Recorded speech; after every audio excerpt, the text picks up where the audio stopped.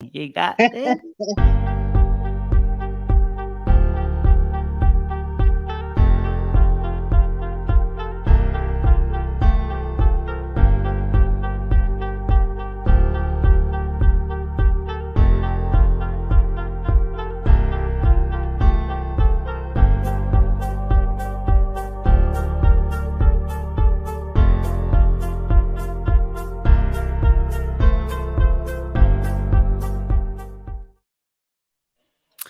Thank you for joining. Thank you, guys. So sorry for our tardiness, a bit of technical difficulties that we had to sort out, but we are live right now. So welcome to my panelists, my amazing panelists back again. Nicole and Penny, if you want to just say hello, that would be great. Hi guys, I'm Nicole. Really happy to be back here again this evening and definitely looking forward to getting stuck into this topic today. Hi everyone, good evening. I'm Penny and I'm really excited to be back to talk about friendship. So let's go. Yes, let's go. Let's get right into it because it's a really small clip, anyways. And then from there, we're going to have interesting conversations. So I am going to present screen. I'm just going to put this one like this. Is it better like that? That layout. Put that layout and present the screen.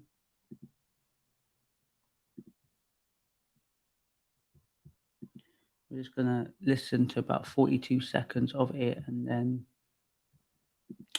Okay, so about friends.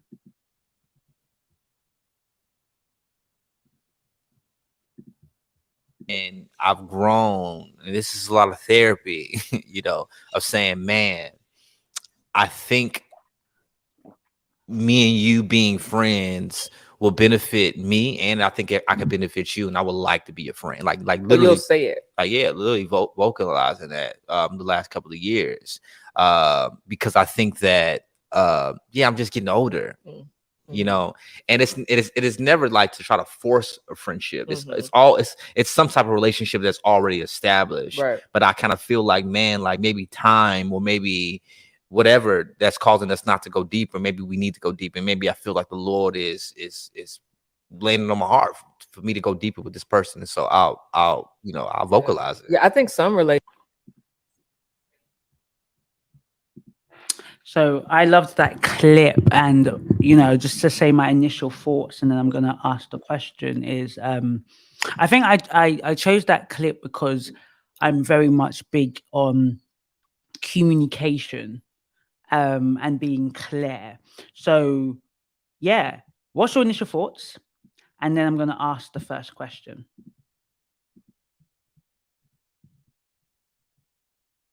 Rose, do you want to go ahead? I think Penny or Nicole should go first because I've just joined, so I didn't get to see the clip you're referring to. Okay, so play it on your phone. You put yourself on mute. Play it on your phone as they're talking, and then so it's 8 minutes to 8:42. So it's only 42 seconds from 8 minutes to 8:42. So go on, Nicole, Penny. So I would say my initial thoughts. I mean, I think I am somewhere on the fence with this one. I think that it is good to have that kind of open honesty with friends around not necessarily expectations, but how you can support each other, I guess. So what he's talking about in terms of benefits, we could benefit each other in X, Y, Z way. But I feel like part of me feels like, does it need to be said? Or should it just come naturally that, your friend should be able to see your value and you should see the value of the other person without having to plainly put it on the table like that? Just a few initial thoughts. So let me even put that in our chat so I can just keep that. So what was the question? Should we? So do we need to be so explicit in what we feel our benefits are in our friendships, you know, with our friends? Do we need to be as explicit? Do we need to put that on the table and say, I will benefit you in this way, and I think you will benefit me in that way? Or should it just happen naturally? Should it just happen naturally? That'd be a good question to ask.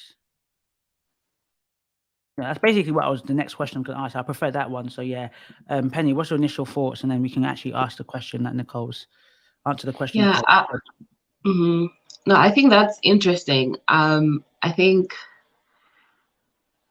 having watched what they were discussing, I think he was referring to the fact that he had moved from Chicago to Atlanta, and that he had to make new friendships. And at the stage in his life where he had to have those honest conversations, because, and for somebody like myself who moved from a different country, came to the UK, and had to make friendships at a later stage, I do think those are things you need to evaluate about how that person, maybe, I don't know the word is benefit, but how that person fits into your life and how you fit into their lives. I think you can assess that sometimes as a friend, as maybe you could do that intuitively and make that decision.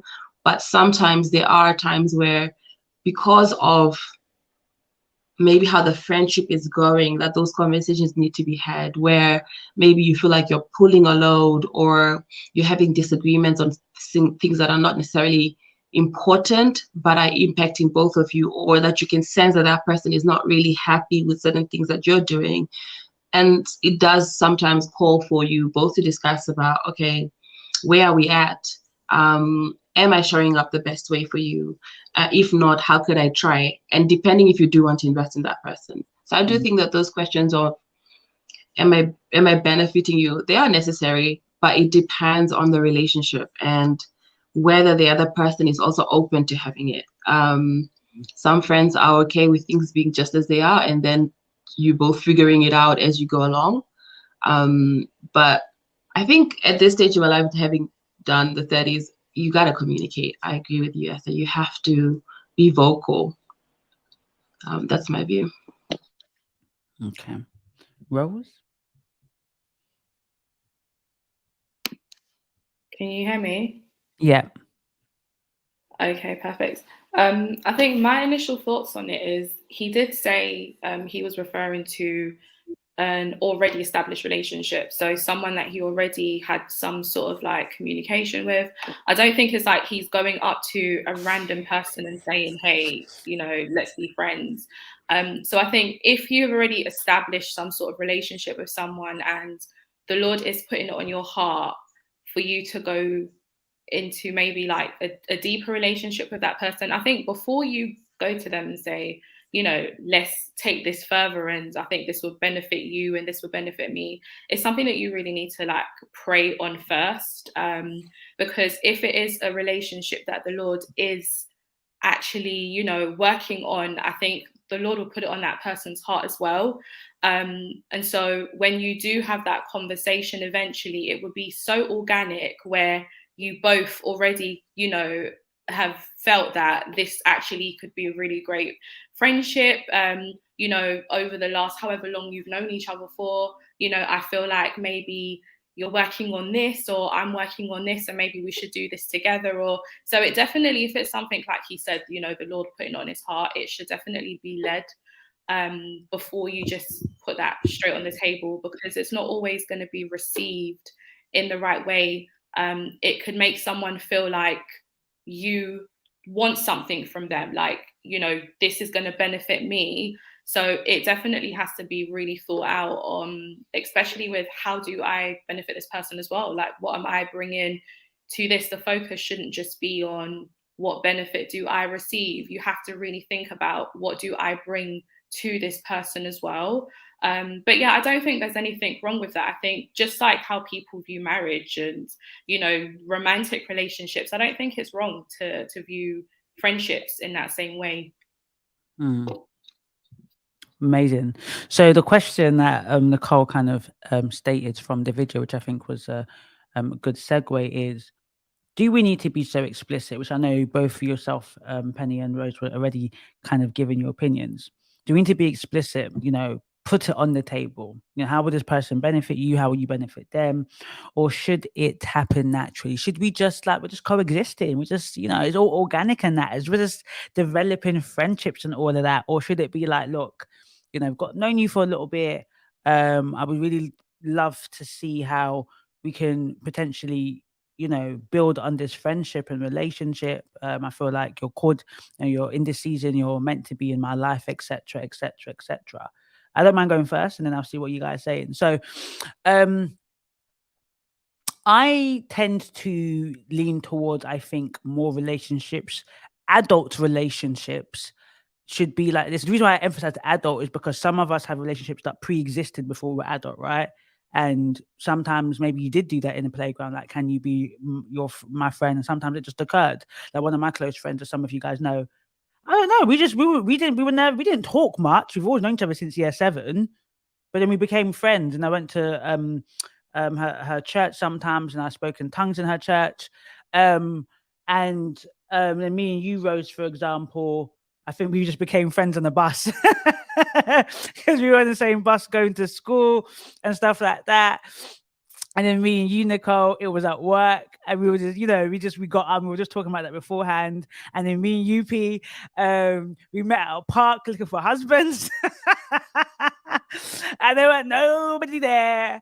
And then we just clicked, and we will never forget the internet at the party. We're not going to say it on these internet streets, innit? But we know a particular person came up to us not of the same persuasion, of the coloration, and then told us that that's her man. And we were a bit shocked. And then we kept getting told, we look alike. Are you guys sisters? Are you guys sisters?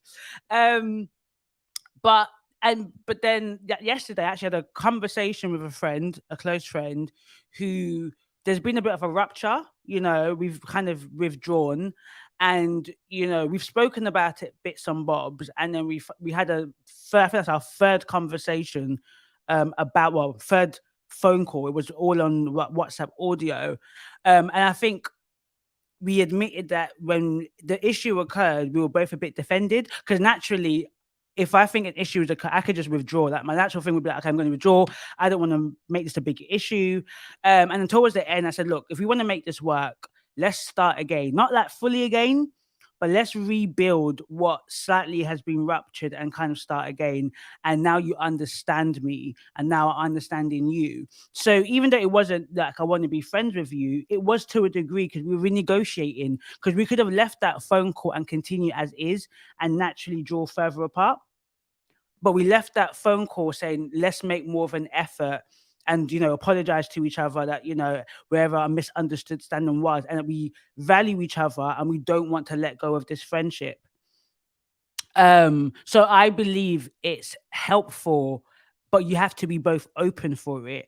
And when we did this prior, even though it was on audio, it's not full-blown conversation, I think we were both certainly defended. So I think we both withdrew. Even though we were still talking, there was a clear difference in our communication in the last couple of months compared to, before. So we had to have a frank conversation, and we made a decision from the conversation to move forward and deepen our relationship, but to start again as well, as there was a bit of a rupture. Who wants to go next?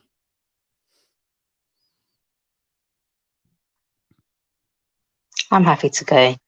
Yeah, I mean, thanks for sharing that. I think, I'm just sitting here listening, and I'm really thinking about my opinion on this. And I feel that it really depends on the context. So to answer the question, how explicit do we need to be about benefits with different friends? I think it depends on the context.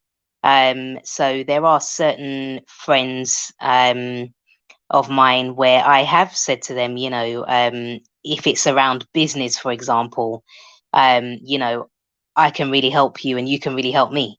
So, these are some of the things that we could do together. So it's like, just to give you a sort of quick example of that, I have known friends who have done different types of business. So the business has been, different types. So from catering to beauty to finance services. And they have also known that I do different types of business. So for example, I've had a lot of people. So I run a catering food stall with my mom. So we do a lot of we do private events and also festivals and street food events. And we've certainly had a lot of people recommend us for those services. So I think when I'm just sort of reflecting on, in reality, have I ever done this before, and in what circumstance would I do it? I feel like it would be more natural and appropriate if it was around excelling financially, supporting one another, helping to grow different business, recommendations, referrals in that sense. But I do think if we're just talking about purely friendship, and the benefits of good friendship without sort of, so taking things like business and work out of it, I just feel that it's really important for people to have self-reflection and to know how you benefit your friend, but also what is the value that you see in that person. And I just feel that there's something that doesn't sit that comfortably if your friend has to tell you how they're benefiting you, and if you have to tell that person. So obviously I appreciate that sometimes friendships do come to that. And like you talked about, Esther, sometimes you can have a period of time where your friendship may change with somebody potentially because of a change in expectations or communication or some other event that may have happened. But I just feel like, we all need to have self-reflection. And if we don't know the value that our friends are bringing to us, or the benefits or that person is bringing, and what we are offering them, we really need to be asking ourselves, what is the essence of that friendship, if we don't know those things without being told. Nicole, can I add after this question? So, okay, the explicitness doesn't have to be about benefits, but can you, because what he was saying was, I want to be your friend, I want to be in your life, and I want you to be in my life. It's a bit like back in the day when you're 5 years old, like if, for example, your children will go, can you be my friend? Do you feel like that is a good thing to do, or it should just happen organically and you just take each other's number, WhatsApp, and you just talk? Or should there be some sort of conversation that, like, I've known you for a couple of months, I really like you, a bit like you say, what are we when you're in a relationship? Like, what is this? Like, can we get closer? Yeah, I mean, yes, I think it really depends on, I'm going to sound like I'm sitting on the fence here completely, but I don't know necessarily at my age whether I would turn around and say to someone, then again, maybe I would say, let's be friends. Let's do this. I like you and you like me, so let's just go out and be friends. But I might not say it in those words, but I might say it in a different way. So it might be, let's exchange numbers, or what you doing on Saturday, or are you free on the 27th? I'm going here. Do you want to come? So that is me asking you, not in so many words, to be a friend. I'm saying, let's do things together. Let's build on the friendship that we have. But whether you need to explicitly, obviously, I think as Rose was saying before, it seems like he was referring to new friends? So I don't know. I think it just depends on your personality, but I don't know whether I would personally turn around and say to someone, will you be my friend? I think I would ask it, but in a different way. So if somebody asked that to you, how would you feel? If somebody said that, I would be absolutely honored. I would be honored, because I think that people have their own way of putting things. And it's almost like, obviously we've talked about romantic relationships, and in a partnership, whether that's like in a marriage, for example, they say women are from Venus, men are from Mars. Is that right? Or maybe the other way around. So the person may not put things in exactly the way that you would put it. Yeah. So it's all about that individual and how they use their words and their language to convey what it is that they want, what they're hoping to get. I would be absolutely honored if somebody said, you know what, Nicole, I really like you and I'd love to be your friend. That would be okay and acceptable for me, but I might not necessarily use those words. Yeah, I like that. I love it. When you said you would be honored, your face lit up, I'll be honored. That was so cute. Oh my gosh. Penny, Rose. Rose, go for it. Yeah, I think because the video is coming from the context of someone who's a believer, right? And he spoke very plainly that, you know, if he felt like the Lord was putting on his heart. I think the reason why I'm very much focused on like the Lord putting this friendship or this friendship becoming something on you is because, as we all know, sometimes God brings people into your life for seasons, right? Not everybody who you meet or you have a relationship is someone who's supposed to actually become like a long life friend, or, you know, someone that you're supposed to go into business with. Some people are there for a purpose, and you discovering that purpose is you seeking the Lord on what that purpose is, right? And God will show you. So I wouldn't be so explicit to go to someone unless I know for sure that this is what our relationship is supposed to be. So like Nicole said, the only time that I feel like I've really made an effort maybe to start a conversation with someone, or to, you know, think of a potentially like mutually beneficial relationship, is when it's come to business, where we might be working within the same industry, the same field. And I think, okay, well, this person does this, I do this, like maybe we should explore this. But I don't think it would go as deep as to friendship.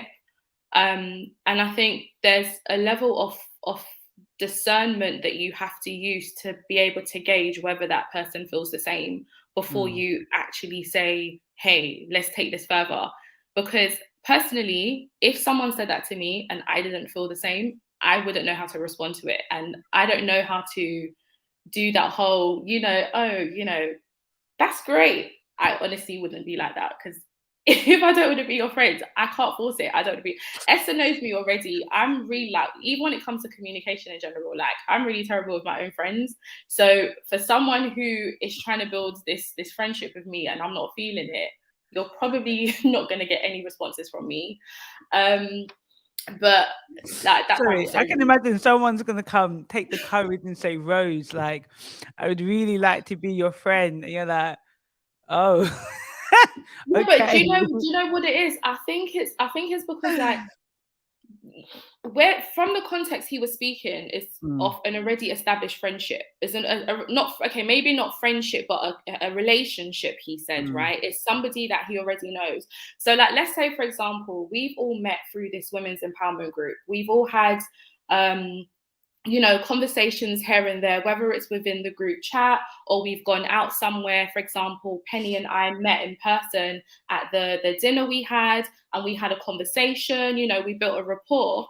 So if Penny was to approach me to say, oh, Rose, you know, we've had a few conversations and blah, blah, blah, blah, and it would definitely be organic, because there's something that's already happened prior to that would show me that, okay, yeah, I can see why Penny would feel that way. The same way that I mentioned to you, Esther, like there was somebody else within the group that I've had so many conversations with outside of the group that I would be very happy to build a relationship with.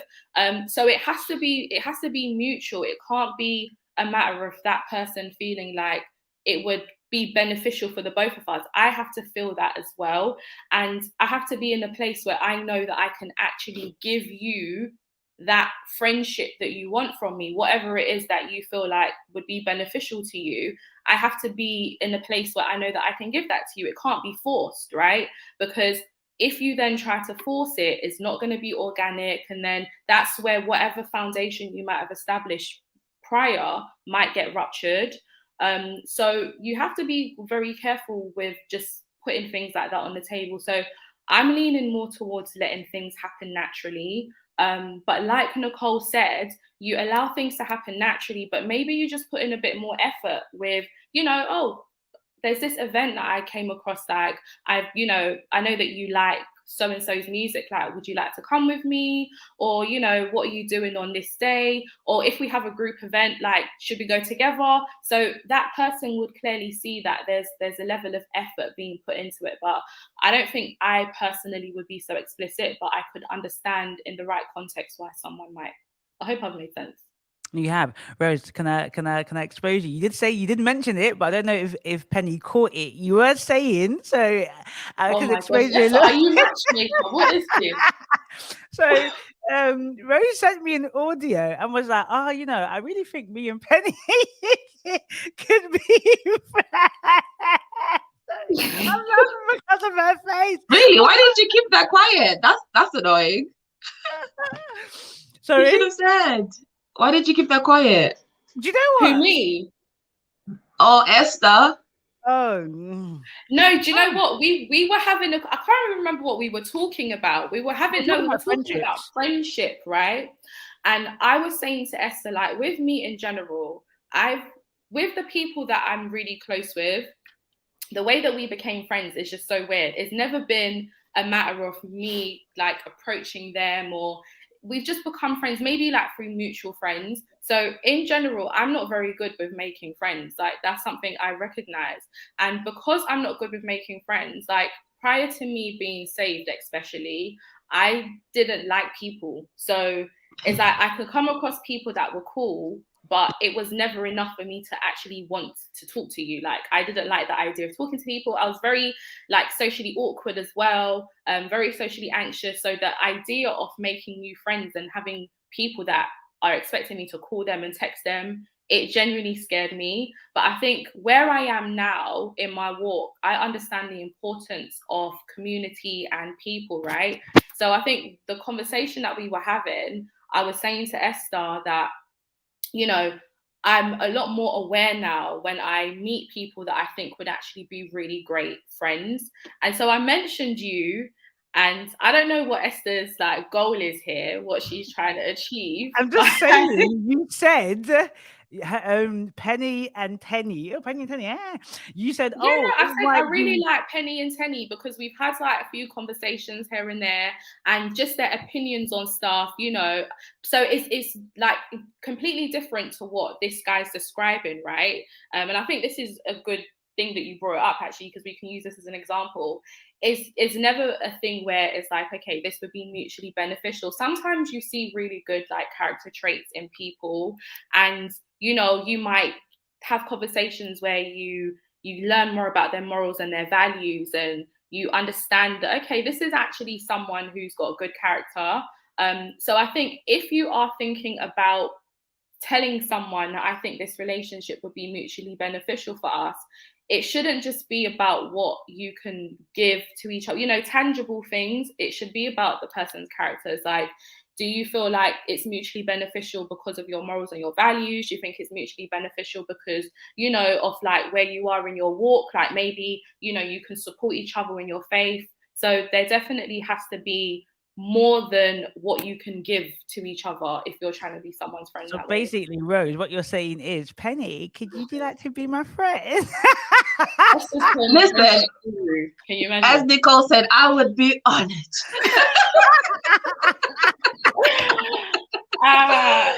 This is such a timely conversation though, right? That's so interesting that we're talking about this and that's come up as an example. I think that's nice.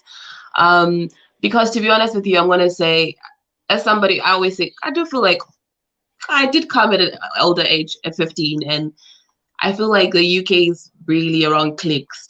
And if it's not in school, it's around area. Like if you're not from South London, So I've had to navigate that space a lot. And it has been a challenge, especially making friends in London with Black girls. I'm not going to lie. So if you bringing that up and saying that to Esther, I think it's amazing. Like it's very hard to make good friends in London, I think.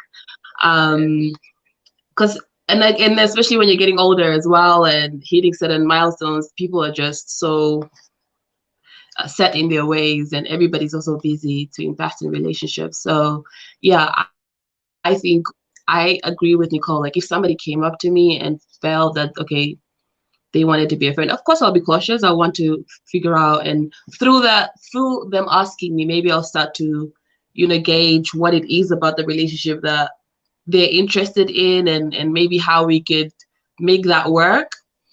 And if it is that, because I've had situations like that where I became friends with somebody because you had similar interests, but then down the line they were probably not the type of person I want to be around. And then for me, I had to make that decision to just lessen the interactions. And that's always hard to do. But most people are matured enough to pick up on the signs. So you don't have to be explicit to say, actually, though we started this relationship, it's not working for me. Boom, I'm out. Or maybe I've not just been vocal enough. But I think I'm always open to building community or building strong relationship with Black women, with women of faith. Because sometimes you could meet somebody of faith as well, but you just don't gel as much. So I think what you said there, Rose, about sharing same interests and maybe having some similar values. Because we've had really interesting conversations from politics to, I don't know, fashion, whatever else, which is great because then you're being exposed to how this person thinks and, sees the world. And we don't always have to agree. And I'm always open to that as well. So yeah, please, let's be friends. I'm open. What was the other question? Should the person benefit you? Let's be honest, man. At this stage in our lives, for me to invest, because relationships are hard, friendships are hard, and I'm a very intense person. So if I have to invest in you, there has to be a mutual benefit. Not always like in the sense of it's a push and pull all the time, but in the sense that I see something that, like, it doesn't have to be that you give me that I just feel safe around you, or we have good conversation, or you challenge me to think differently, and I hope I would do the same. But I don't think I could just have a surface-based relationship, or that there's no, like, we're just friends because we know each other. That idea of history, or I don't know. Yeah, for me, it has to be mutually beneficial, unfortunately. And does it happen naturally? Sometimes they do. Sometimes they do, but not all the time. I think sometimes you are forced to say it, but that's not a bad thing. But I think Nicole said that it's based on your personality. Like, I don't cringe around things like that. So I'm willing to say, like, how we met, Esther. That was an interesting space. But over time, we all thought, okay, let's do this again. Let's keep doing this again. And eventually, it's been a few years, and you and I have still stayed friends. Within that, some friends fell out or fell off. So, and that's okay. Like, and I'm not, and I wonder, why did we continue to remain in contact? That's the point to probably discuss. Is it because we took more time with one another, or we just shared similar interests and we continued investing in that, or there was a mutual benefit? I'm not too sure. But I do know I value our friendship enough to pick up the call or support where possible, or reach out. And for me, it's maybe because you challenge me, but also you're a woman of faith. But I think we also have the similar outlook. We're open to sharing things. And also maybe a shared experience. I mean, I'm not the only child, but I'm a last born and there's a 10-year age gap. So I feel like the only child. And I feel like sometimes we think the same. Like, I'm very independent in my thinking. I'm not attached to too much. And I feel like you're the same. Like, you're so open with everything. Friendships, you're the person, like right now, before we got on this call, you said, I want to get you guys on a podcast. Not everybody's like that. And I like that about you. So yeah, that's just how I operate my friendships. No, amazing. Anyone want to say anything before we go to the next question? But that was just for those that are listening. Like, share, and subscribe as you come in. These wonderful ladies have shared something, shared their opinions on, essentially, like, what are the rules of engagement in friendships? Because we spend so much time talking about the rules of engagement in romantic, intimate relationships, but we don't talk about it in friendships. And you saw it right here. Somebody shoot their shot, and it was received. I don't know why you do your face like that. That's basically what you did. And it was I exposed it, but you said it though. Anyways, it was shown right here live, and I think, to me, that was just a beautiful example of being vulnerable. Because I think it takes a level of vulnerability, because there could have been a risk. P could have been like, we talk offline, innit? Like, it could have just been like, no, I'm not really interested. As you said, Rose, that if you didn't have a mutual interest and someone asked you, you'd be like, I don't know what to say about this, right? So the level of vulnerability in saying, or even if it's not direct, like Nicole said, but kind of saying, would you like to go out, to cinema? And then what happens when a guy talks to you, you don't like a guy, right? Do you want to go cinema? You'd be like, I'm kind of busy. You'd be like, I'm kind of busy. And that can happen with friendship, where someone wants to go out and you're like, bruv, like, if somebody said to me, for example, I want to go to a live jazz event, yeah, I honestly don't like live events. If I really like, I want to get to know you, I might just go just because I want to get to know you. But if I don't like you and you're asking me to go to a live event, which I don't like, it's going to be straight up no. I don't like live events. Just don't come to me with live events like that. However, if I'm really interested in getting to know you, I might say, look, I'm not really interested in live events, but for you, I will come because it'll be a good opportunity to get to know you. But there's a way of you can curve somebody. So I think, Rose, even though I forced you asking Penelope, and also doing it live demonstrates a level of vulnerability. And P could have curved you. She could have said, yeah, are so lovely. Oh, so sweet. And then answer the question. But she received it with grace and said, yeah, let's see. Let's see where this goes. So I think as a perfect example of, yes, a level of explicitness, but also saying, look, I've spoken to you.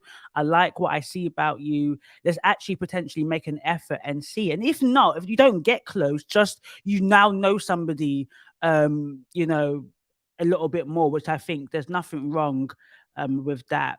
So let me put this question. Have you ever been led by God to be friends with someone? Have you ever, has God said, like, you need to be friends with that person? Has it been that explicit, as you were saying, Rose, that it was kind of like he was being told, like, that person you need to be friends with?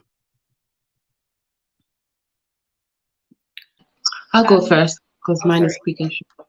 Sorry, quick and short. I don't know if I've ever had an experience where God has said, that's the person I need you to be friends with. But I know my friend Heather, we met at work, and we were not in the same team, but things happened where she wasn't in the best state and I wasn't in the best state at the time.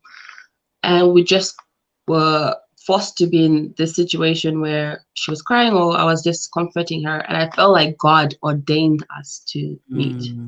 He may not have said it, but situations happened where our paths met in that organization. And post that job role, 5-6 years later, we're still the closest friends. I later found out that we're born a day apart, and she's just like a me, right? Different way of thinking, different lifestyle, different lived experience, but probably the best gift God has given me. So I and exactly as well with Salome, like I also went on a trip to Nepal, didn't know who else would be on that trip, met my friend Salome. Not sure if God told me to be friends, because when I met her, actually, I felt like she was loud because she was from London. So I was just like, why is this girl so loud? Because I'm African, right? In my head, I was like, why does she talk like that? Like, and she's the only other black girl on the same trip as me. I was like, oh, she's doing the most. Can she just not keep it down? So I was already irritated by her mannerisms. But later on, we were forced to sleep in the same room and on the same bed. I don't know this girl from anywhere. I met her at the airport. She's being loud already. I was irritated. I was like, but she doesn't have to be like all over the place. And then I have to sleep in the same bed with her. And then I find out that she gets hot very quickly, so she likes to sleep naked. And I get cold. So that was two opposites, right? And at the end of the night, in my head, I was like, this is not good. She took off her clothes. I was like, what the? I don't even know you like that. But we became the closest of friends to this day. So I think maybe not God saying things, but telling me explicitly, but He's put people in my path. And we've obviously had to build those relationships and work through them. But yeah, that's short of all. Like God has ordained spaces for me to meet people. I love that. Who would like to go next? I can. Yeah, I mean, I think exactly as Penny has just described, I have had similar experiences. whereby I would say yes, God has led me to being friends with certain people, but I've never known it necessarily at the start or at that very time. It's only after and on reflection, and sometimes years later, where you'll look back and think, wow, that was really God. You know, the way that we just came together. And again, I'm thinking of a couple of people, and I'm thinking of, so just to give a quick example of one of those people. I remember when and this is a long time ago, I remember when I started college, and you know, sometimes when you go to college from high school, from secondary school, you can, it becomes a difficult time because you are not necessarily moving with the same group of people that you've been with for the last however many years. And I remember that when I first started college, I only really had a couple of friends from school that started the college with me who were close friends, because at the time, the person who was like my best friend had gone back to the Caribbean. That's where she was originally from. So it was a real big time of transition. There was a lot of things happening for me. And I remember going into one of my classes, and I was sitting next to a girl who I didn't know her from Adam. And as the lessons went on, we always sat next to each other. And, you know, we got talking, and then I found out that she was from Birmingham and I was from Coventry. And then we found out we were like the same age. And then the next thing, she was born 11th of October. I was born 12th of October. And the similarities just kept going and going and going.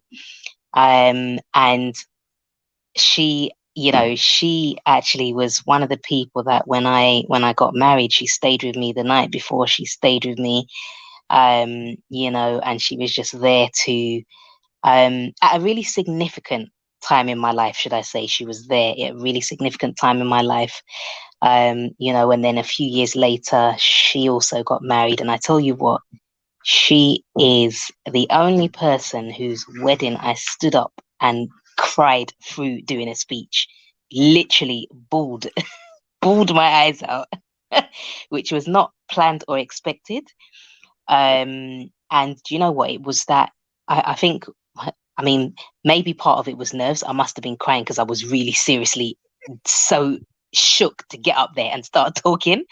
But do you know what? Majority, and I would probably say a good 99% of that was such a deep love that I have for this person, you know, and just the real gratitude for the friendship that they have offered over the years. And we don't see each other as much as I would love for us to spend time.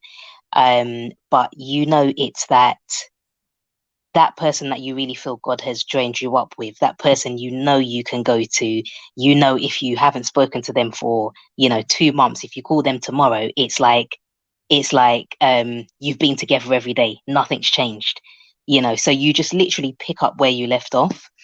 But yes, I do think, as I say, it is after the event, you know, and I'll just give another very quick example, which is somebody that I met at work.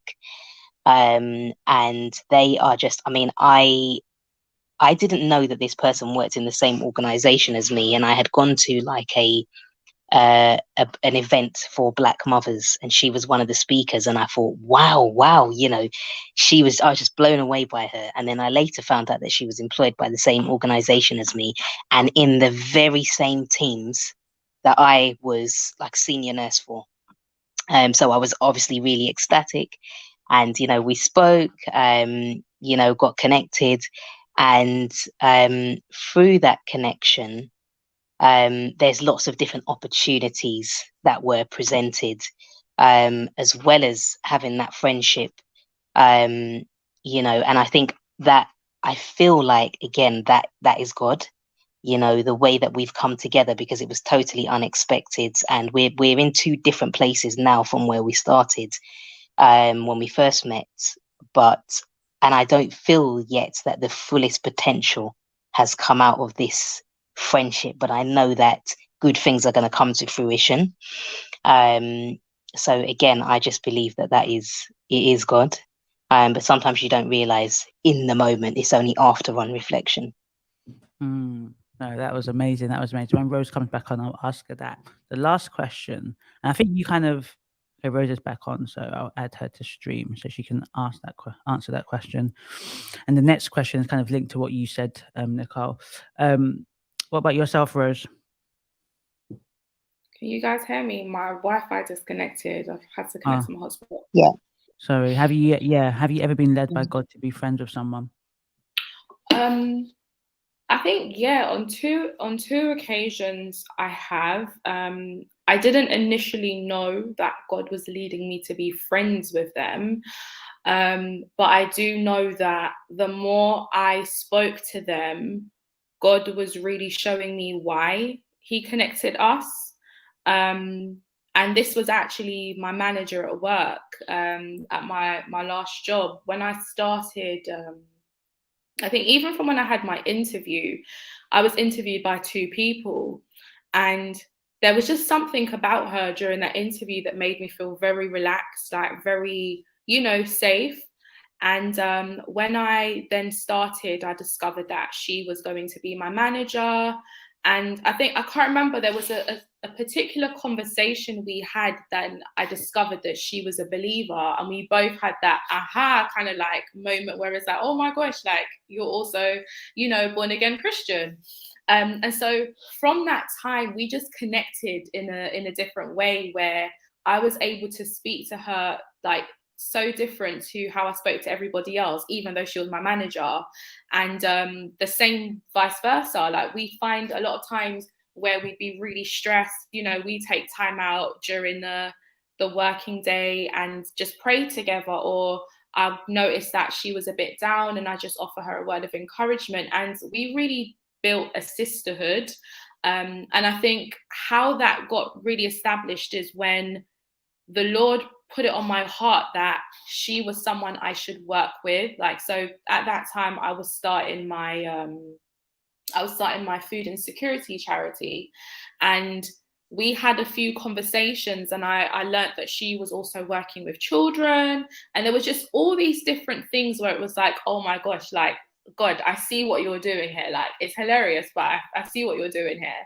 And so over time, like, the more we would talk, it just made sense to ask her. And actually, I think that's the first time I'd like maybe explicitly have said to somebody, like, I really like the way that you do XYZ, as my manager, I see like how hardworking you are. And just, and it was never about what she could do for me, even though it might seem that way because it was her kind of joining my business, but it was more so about the qualities that I saw in her. And I understood that she was really searching for some sort of purpose at that time as well. And it was like, look, I have this thing that I'm working on, this is God-led, and I think this would be really amazing for you. You're really great with all of these things. I'm learning so much from you. And if you feel like this is something you would like to do, I'd be happy for you to work with me. And so I think that was like a time that definitely God led me to that relationship. And even after I left working there, we still maintain that relationship. There's times where I don't really hear from her as much, but because I know that God put her in my life, I still reach out. Like, I'm not usually like that. Like, in general, if I'm messaging someone and I feel like I'm hearing from you, I'm not really hearing from you, I'll stop. But I still reach out to her because there's love there. I have genuine love for her. And I think another example of being led, now this wasn't to be friends with someone, but this was someone who later became my mentor. And Essa, I know I've shared this testimony with you. So I'll shorten it. So there was an event that my mum went to, and she met this lady there, and she came back from the event and she told me about her. She was some sort of life coach, and she thought that she'd be really great for me. And so at that time, I wasn't yet saved, and I was very much full of pride. The minute I heard life coach, I think there was also that spirit of offense, because it was like, wait, why do you think I need some sort of life coach? What are you trying to imply here? That, I don't have my life together? And so that combination of pride and offense just really got in the way, and I completely shut her down. And you know, she even said, look, if it's a financial thing, I'd pay for you, you know, not I'll borrow you the money, I would actually pay for you.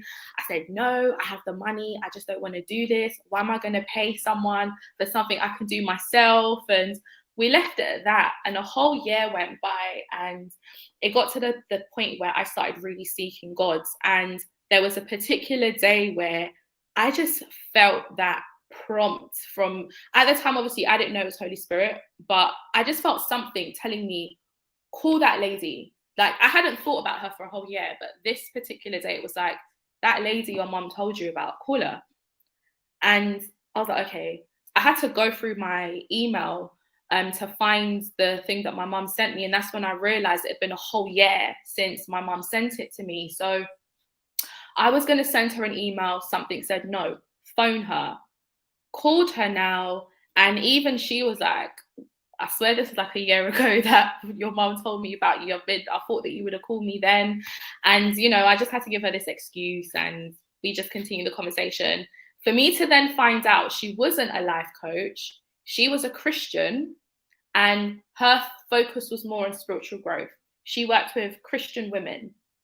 And it was like, okay, this is why God wanted me to call you, because I'm at the stage in my life now where I'm really seeking spiritual growth, and I don't really have believer friends. You know, at that time, Esther, we hadn't fully reconnected. And so I didn't have any believer friends. And it's like, okay, this makes sense.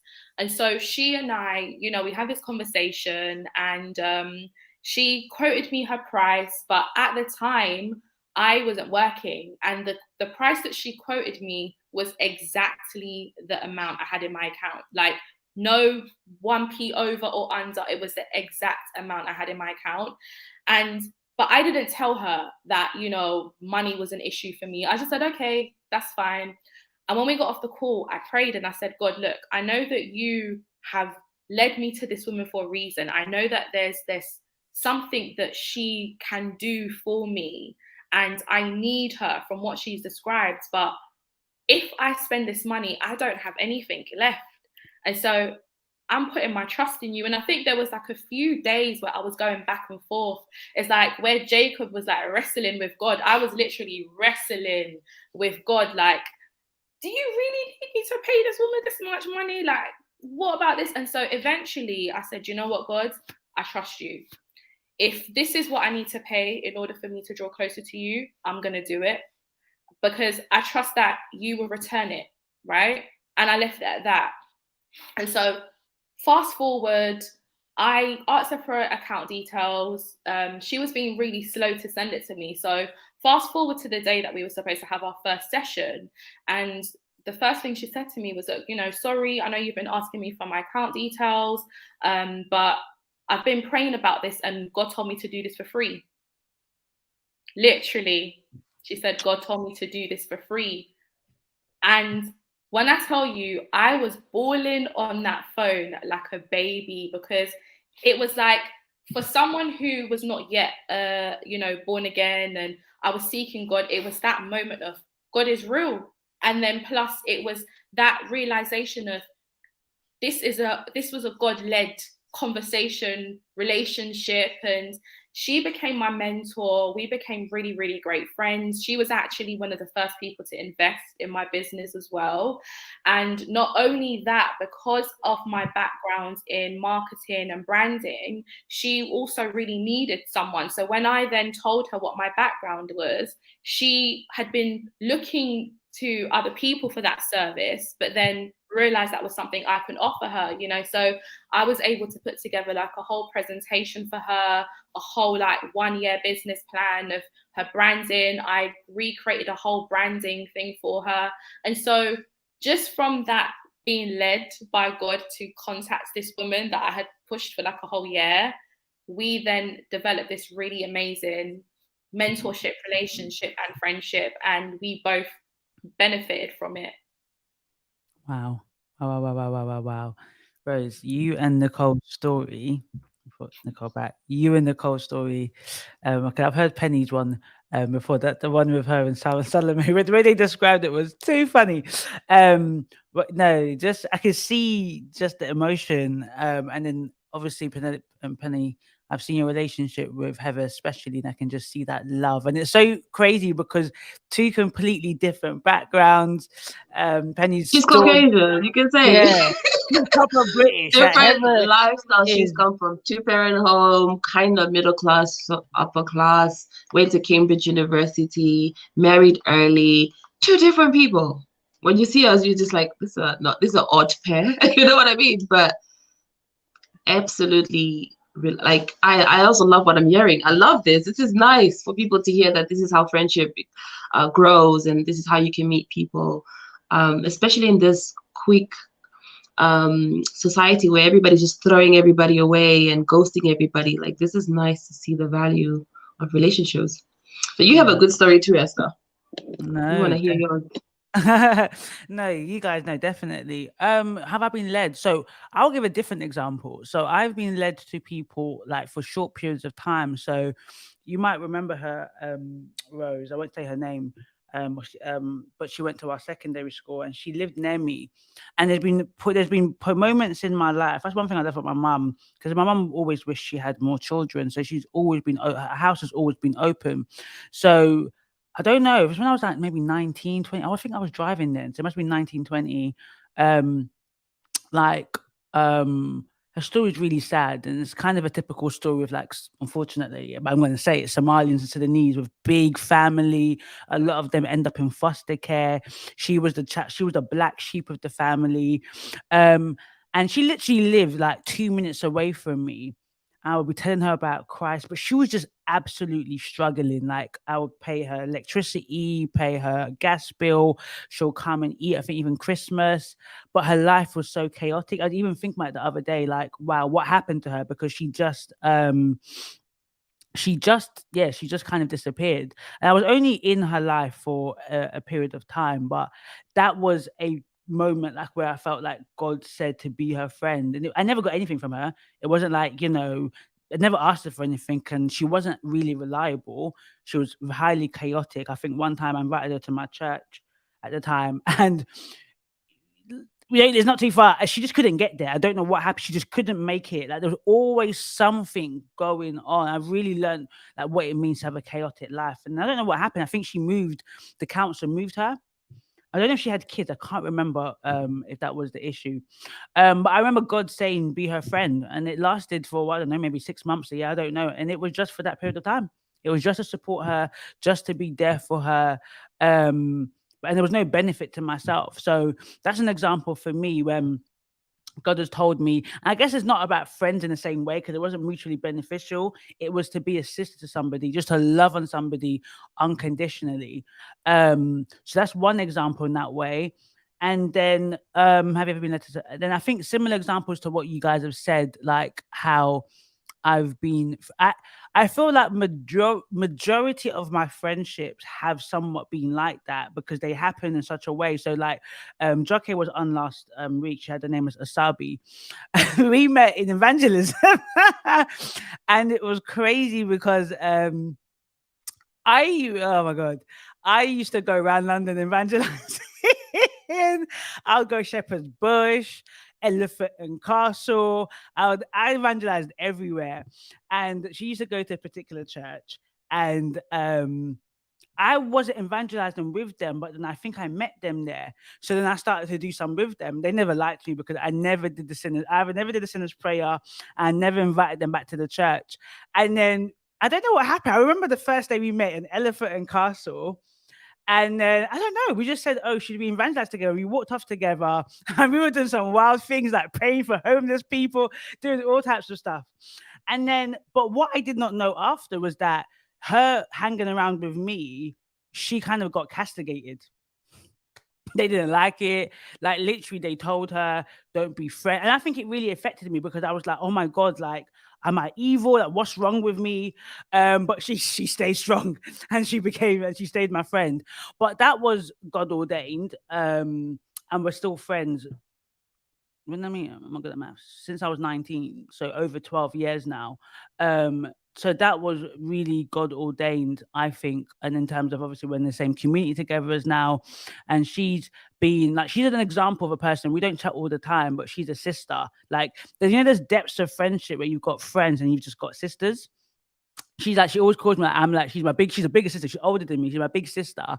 So that's like someone that I think is God ordained. But honestly, me personally, I think all my friends are God ordained, because when I think about the stuff, like even you guys, right? Last week I was actually quite emotional because you guys are giving your time. And let me not even cry now. But honestly, this means so much to me that you guys are taking time for your day, because you guys don't have to do that. And for me, that means a lot. I did. Why am I even girl, crying? don't get us all crying. Why am I even crying? I can't believe it. But Do not get us honestly, all crying, girl. Don't do that. Because we But love no, we you. appreciate you. Whatever we could do to help, girl. honestly, I don't think you We're here. understand. I And don't we think- enjoy it. We No, get to. think- I was thinking about this. I was like, it's a moment for us to check in, because we don't get to talk all the time. But this is a great way to also bond. So yeah. Yeah, no, honestly, like I was sitting there thinking, I need to send you guys gifts. I know, Rose, I owe you a gift still. I know I owe you a gift. But I was like, I need to get you guys gifts, because honestly, for me, and I think it's because I did the love language test, which I knew already that Nicole sent me. I'm acts of service. So acts of service means so much to me. Like if you guys got me a gift, I'm like, oh yeah, thank you. But giving your time. So these things mean a lot to me. But yeah, I think a lot of our relationships, like, honestly, I can say like I mentioned it briefly, we all met organically. So, Peter, we just met in the park, like. And honestly, if part of, I wouldn't be with Cadmus if not for P as well, because I remember telling you about my McDonald's boy, and you were like, give him a chance. I was like, I'm not really sure. You like, no, give him a chance. And then Nicole, like how we just connected in Harrington, it was so funny, like how we were just close. For that period of time that you worked there, we were so close and we stayed connected, and we've always just reconnected throughout the years and stuff like that. And you just have always like, I'm in awe of how you articulate yourself. That's why it's so crazy when you say things like, oh, I don't even know what I'm saying. And Rose, I love you. And how we reconnected and our journey. But you mentioned you got a comment, Nicole. Do you want to say something before we? Yeah, no, I mean, it was just, there was something you were saying about, when, well, I guess my translation of it, when you're in someone's life or you do something which is an act of service, for example, for somebody else, and you're not doing it for a benefit, and that person may not, well, let me not confuse this. So sometimes I think obviously as Christians, there's certain things that obviously we need to be doing to show the love of Christ. Yeah. And you don't always think to yourself, right, how is this going to benefit me by doing this? And sometimes you don't know why God is calling you to do certain things.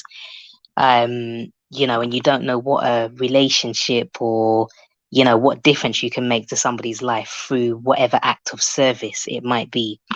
And as you were talking about those two people that you were friends with and that you supported, and obviously one that you're still in contact with, it just reminded me of a time when I remember when I wasn't too long into my current job, and I remember somebody who was also in the job who I hadn't worked with them for long, so it wasn't like I was very close to that person, but they called me one day and said, look, there's somebody who's going to apply for the same role as you. And because you've recently obviously come into that post, I would like you to do a little bit of coaching with them around preparing. Right. So I thought, okay, fine. So she put me in contact with this person. And, we spent some time, we talked about the role and different things. And I just helped, that's something that I do, is coaching a lot of different nurses. Particularly around personal development and, when they're going for higher posts, etc. So I didn't know this woman from anywhere, and I did that with her. And I remember about a week later, I'd heard that the lady had got the job. So anyway, I was in church on a Sunday. I went to church with my mom on the Sunday. went into the service, came out, and lo and behold, the very same lady that I had done the coaching with came out from the church office, right, ran over to me and grabbed me literally in like a bear hug and said, "Oh my gosh, Nicole. I did not know that this lady actually was a part of the church." Right. So she started telling my mum all about how I had helped her and how much I'd poured into her. And remember, I don't know this person from Adam, So as you were talking about those stories, Esther, it just made me think of, you see, sometimes God will push you either out of your comfort zone, or will ask you to do certain things. And sometimes you don't even realize. But obviously, you've just got to hold in mind that love of Christ and what we're supposed to be doing to show love to others, because you don't know what company you might be in, who you're helping, we just don't know the bigger picture of it. So those stories just reminded me of that. So yeah, that's it. I know I'm just talking for England now, but it just reminded me of that. Okay, so lastly, we've gone over time. What are your longest friendships and how have you maintained them?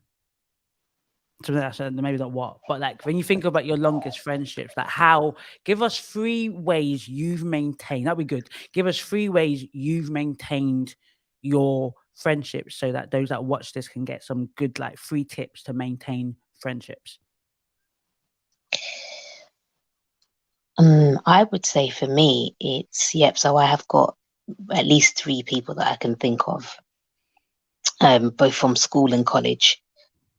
And I would say being ready to reach out. So I think we kind of touched on that earlier. If I don't hear from them for a while, I have decided that because I do value them as a person and what they bring, if I don't hear from them, I am ready to reach out. Because somebody's got to make the first move. Okay, so ready to reach out. Have you got 2 more? Oh, right. How is it being maintained? I mean, I think creating that time. So obviously reaching out and talking on the phone is one thing. And sometimes that's all you can do. So I have a friend who lives abroad. And she was my best friend when she lived here in this country, but she actually lives in Canada now. So all we can do at the moment is talk on the phone, but I think there has been times when, I will not only just reach out to be on the phone, but want to actually sit down and spend that time. So it is about physically, let's meet up, let's do something, even if it's, having toast and tea, for example. And also, I think, what else would I say? Sometimes just accepting people as they are and recognizing that, or trying not to sometimes take things personal. Because I think, we've all got friends that have had different life experiences. Some may have been quite traumatic for them. They're in different places. And I think, again, it's just holding in mind the value that you see in that person and not always thinking, right, well, that person hasn't called me for such and such time, so I'm just going to that's it. I'm going to cut them off. They ain't going to hear from me again. Sometimes it's actually just saying, do you know what? That person has got this going on. They've got that going on. They have experienced these several different traumas, and it might be that, and again, we touched a bit on this last week. It might be that sometimes you have to give a bit more in a different way, in that particular season. So it's recognizing that, and it's not taken to offense when they have been more quiet, but being ready to pick up the phone and say, do you know what? Even if it's with a bit of banter, like, girl, like, what, have you forgot me? I'm still here, So sometimes it's just finding your way and putting your own pride down, and saying, you know what? I love that person. I want more of them. So I'm just going to do this, So, and very quickly to finish off, after our last discussion, I decided that I would send all of my friends the love language questionnaire. So thank you, Esther, very much for completing yours, because sometimes you've got to get back to a place where you're trying to understand your friends and how they receive love. And like you said before, we don't renegotiate our friendships. And sometimes we've got to ask ourselves and again reflect on, do I know my friend's love language? Yes, I might have been friends with you for 15 years, but do I understand the way that you receive love? And am I showing you that? So I think I also said last week that, growing up, my mom used to say to me, to have a friend, you need to be a friend. But if you don't know how that person receives love, what they're looking for in that, in that friendship love, then how are you loving on that person? Because like you said, I can come to your house and give you gifts, but if your way is acts of service and I love you through showing up every Sunday at 8 o'clock to do this, then that's how I need to invest my love for you.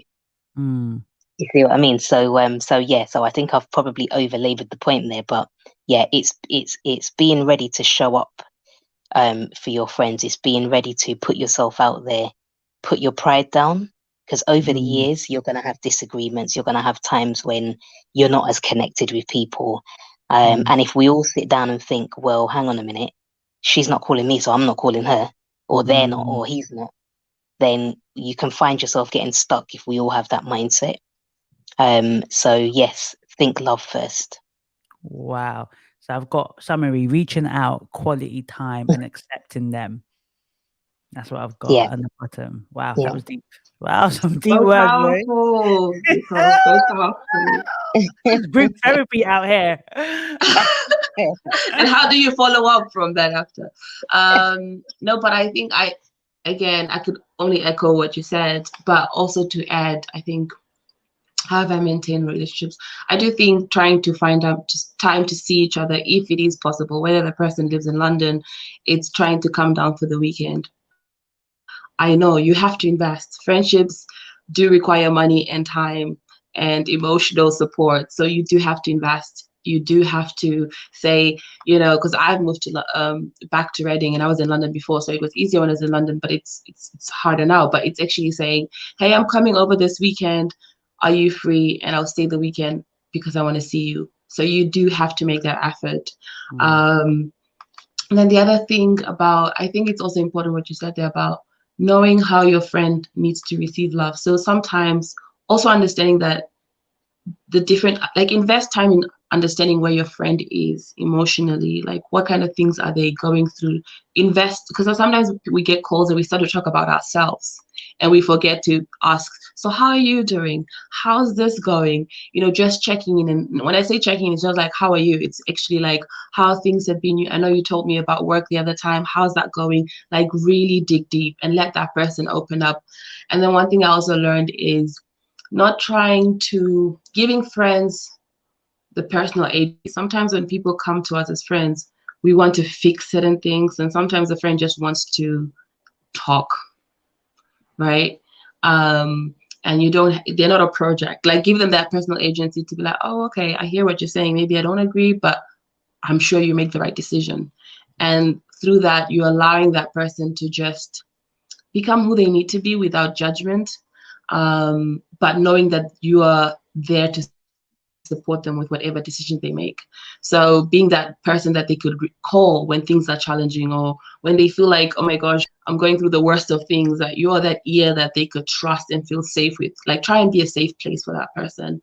And over the years, they'll obviously think like, okay, I know I could always call this person. I know I could always rely on this person, even though we don't see each other. For me as a friend, there's no problem too big that you can't call me or at any given time. So it's about, and that means checking yourselves as well, because we always quick to give advice or speak. So just being that listening ear, being gentle, I think it's a long patience. I think with everything you said there, but just understanding and just taking time, and not wanting to give your own personal views, or what people do, this segue of, I've also been through, like, don't bring your own personal experiences. Sometimes somebody doesn't want to hear about what you went through. They want to talk about them. So yeah, just be open. No, I love that. So making an effort, investing time in where they are emotionally, checking in and digging deep, and basically being in no judgment zone. Be a safe place for your friend.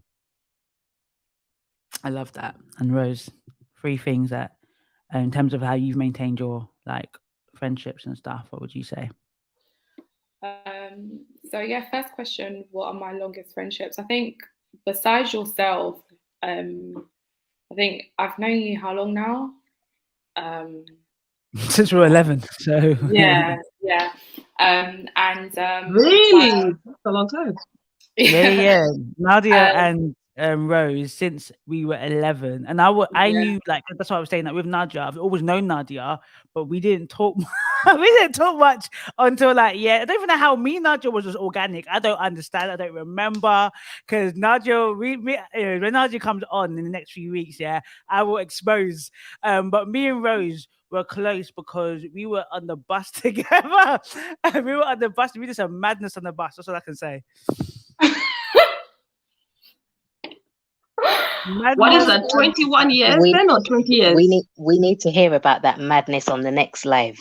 Is that 20 years then between the two of you? You know what? At the Trauma to Triumph event, so 20.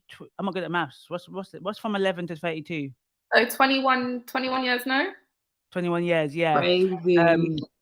The way the Lord has brought our friendship, like how we kind of went apart, come together, and just as a quick summary before Rose ends, from us talking when we reconnected about nearly 2 years ago, I think God brought us apart. When we were younger, we probably wouldn't be here. Like, literally, we both would not be living. So I think we had to separate because we were going through parallel processes in terms of self-deletion. And I think if we had realized that we were both going through deep depression and, I don't know if I can say all of that stuff, we might have made certain decisions together. No, that might not have been good. We may not be here. We definitely would have, 100%. And so, because I didn't know she was going through all of this. She didn't know I was going until we reconnected, 2 years ago. It was like, we were that close, but we never told each other what we were going through. Mad. And then when we were, I went to your 25th birthday. We were always kind of around, but I think just life took us in 2 different trajectories, really, in our 20s, really. But there was always love there. So when we the reason why we even reconnected is because I saw a post about God.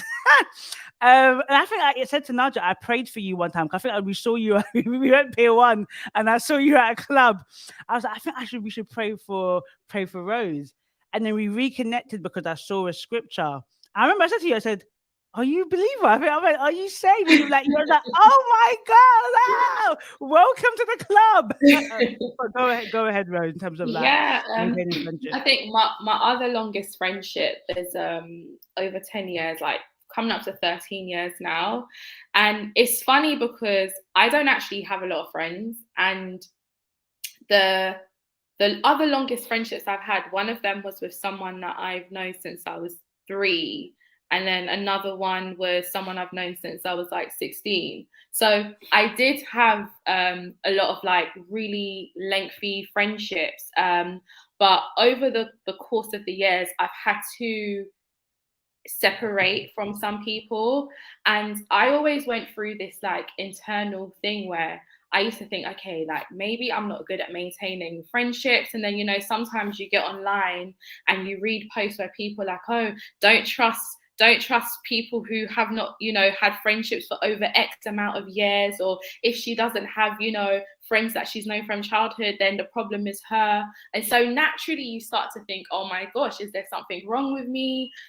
I would look back to like college, for example, and I think I'm not in contact maybe with like one person from college, from uni, like my other friend Justine, who I've known for like 13 years, apart from her and my best friend, who else do I still? So for me, I really did deal with a lot of things internally where I thought that maybe I was just someone that people didn't want to be friends with. But I think what's so good about God is when I gave my life to Christ and I looked back on my old life, on my old self with a brand new pair of eyes, I realized that those friendships weren't friendships that I could take into this new life. Like those friendships, if I had remained friends with those people, I probably would not be born again right now. And obviously, you know, not to say that that man has power over God, because when God is ready to change you, he will change you. But there also needs to be a willingness from you as well, right? Where you're ready for that. And had I still been in those relationships, I would not be the person I am right now. So God had to separate me and set me apart. And I think going back to the question now about how you've maintained them, when I think about the friendships that I have maintained, it's also about setting those people apart from everybody else. Because, you know, subconsciously, it's like we have categories, right? We have people who we consider as like acquaintances, and people who we consider like sisters and friends. And I've had to really understand that my friends who have stood the test of time, who I've managed to maintain, there's something about them that has caused me to remain friends with them. There's a reason why God did not separate me from them and has allowed me to keep them in my life. So I've had to set them apart from everybody else. And I think that's what's helped me to maintain, because there's times where they might do things that annoy me. Like, humans annoy each other. They might do things that annoy me, where I've felt disrespected, where I've not really felt things being reciprocated. But I can't allow myself in those moments to respond to them in the same way that I might respond to my acquaintances or people who are, you know, who I consider as friends, but it's not that level of sisterhood that I have with these people. And so I think that's what's helped me to maintain those friendships. Like with me and my best friend, we've had so many obstacles, but things that I might have experienced with other people, I've experienced with her, but she's still in my life. And it's because, you know, you have to get to a place where you really just value the person, and you just really value everything about them, like even the bad things about them. And that's what I've had to do. I've had to understand who she is. You know, like Nicole said, you have to accept that person for who they are, and you have to love them where they are. And one thing that really helps me is I always remind myself of how Christ loves me, right? And that is the same way I have to show love to my friends. I have to forgive my friends when they do me wrong. There has to be a level of humility that I should have to be able to say, look, you know, you did me dirty. I don't like the way that you spoke to me. I don't like the way that you did this. For us to talk it over, and for me to love them as they come. And so that's how, like, I've been able to maintain. And I think also there's a selflessness, right? You have to be selfless to maintain friendships, because it's not always about you. You know, like with relationships in general, especially like with romantic relationships, you hear people talking about how, you know, the person makes them happy and how they feel when all of this stuff, right? But my friends don't always make me feel happy. They don't always make me feel positive feelings, right? But I have to be selfless enough to not always focus about how that person makes me feel. Otherwise, I will not have any relationships, because people can be people. But I've had to really learn how to pour out myself and just think about how I can fill them up and their needs. And so I think, yeah, like in terms of my friendships now, like with you, for example, Esther, you know, I'm not really great with communication in general, but because of how much I value you, I have to be selfless, and my communication with you is not in the same way I communicate with others. Like, you message me, and if I don't respond to you right away, you're hearing from me the same day. If you don't hear from me the same day, it's because there's been something, right? But I set you apart from everybody else, and I pour out my negative ways and behaviors because I value you. So yeah, I think for me, that's how I've had to maintain my friendships. Like I have to be self-aware enough as well to recognize when I'm not being a great friend, when I'm not really meeting your needs, and to have that talk with myself internally about how to be a better friend. So yeah, I think I feel like I'm rambling now, but yeah, that's what I would say. Oh, that's good. So the last thing I would say, and then we will end, is but the three things that I would say that's maintained my friendships. And I think everything you guys were saying is what you need to do in friendships. I think for me, what I've seen significantly is I fight for my friends. And what I mean by fight, and I guess I put it as fight, is because sometimes life is just hard, and sometimes you just want things to be easy. And I think even the Perry said it in their podcast about like you do have to work with your friendship. So a lot of my key friendships and close friendships, we've had moments where we're not as close and we're not as connected, and they've either reached out to me, and I've got a bad tendency that I do withdraw. And one, you know, and I think Nadia wouldn't mind me saying that. One thing about Nadia is that she has fought for our friendship. So when there's moments when we've not been as close and stuff, like I go cry, like, what's going on? What's going on? And I said to her, there's one thing, I don't think I can ever get rid of you. I don't want to get rid of you, but I can't get rid of you because the way you fought for this friendship, I think God would judge me for how I would ever deal with Nadia, because Nadia's fought for our friendship, even when I've wanted to withdraw because just being pride, just being stubborn, being like you said, Nicole, like, oh, XYZ. And that's a key thing because I've had other friends. I'll mention this in another conversation with friends about ending friendships. But I had a very, very close friend at 16, cut long story short. She blocked me and we ain't spoken. And I talk about it every month because it doesn't hurt me, but I think it was just so abrupt. And I think I don't know why she not friend. We've got a mutual. Anyway, we'll talk about that. But for me, it bugs me because I feel she didn't give me a chance to say my piece. And I'm okay with it ending, but it demonstrates to me that there was a lack of value because I would not have done that the way she done that. So when I look at some of my endings of relationships or certain things, even when I let go of a friendship, I haven't fought for that friendship. So there's even another friendship that she said something about me and I didn't know what to do. So I withdrew from her. She clocked it. Then we spoke about it and she was really hurt. And I just, you know, I said to her, I think I don't value enough because I didn't fight for it because I withdrew. And if I withdrew, it means I don't value enough to fight through my pride, my ego, whatever it is. So for me, fighting for friendship is really important. Second of it would be, I think you guys have said that. So maybe that's the only thing I would add. I think the only thing I would add to everything you guys have said is fighting for friendships because there's so many things that are pulling us. There's so many other interests in this world. And I think that yeah, I would say, let me just lastly say, fighting for friendships is one of the things that I think has helped me maintain and really understanding somebody's value in your life and valuing friendship, valuing the person. If I value you, I'm gonna fight for our friendship. So the example that I gave about my friend and her speaking, in the beginning of the relationship, I made a decision, you know what, I'm just gonna withdraw. I just felt, oh, this is too much. I don't want to feel like I'm a burden to you. Da, da, da, da, da. And towards the end of the conversation, I said, why am I thinking like that? Why are you being prideful? You actually love this girl. You want to be friends with this girl. This doesn't have to end your friend. Like what? The thing is not even a big deal. A misunderstanding. And at the end, I said, you know what? Let's just start again. And that was me fighting for the friendship because it would have been easy to be like, oh yeah, okay, love you, bye.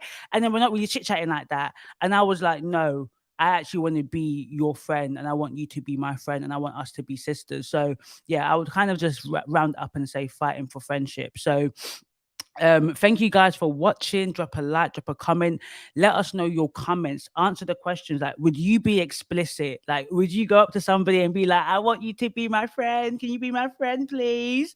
Maybe they call it like Valentine's Day, right? On the 14th of February, you should go up to somebody and ask them to be your friend. You know, what are your longest friendships and how have you maintained them? Like, take from what we've said, there's probably even more things that we haven't mentioned that you've got to do to maintain friendships. And then have you ever been led by God to be friends with someone? Have you looked at your friendships and gone, wow, like God ordained this friendship? Or have you seen some friendships that you thought were God ordained but they've not materialized, they've not come to what, like, they've broken down, you're no longer friends? Like, what happened there? Is there anything you can take accountability for where you realize that you know you messed up in this relationship? So yeah, let us know your comments, give love to those on the panel. And thank you guys. Thank you. See you in the next video.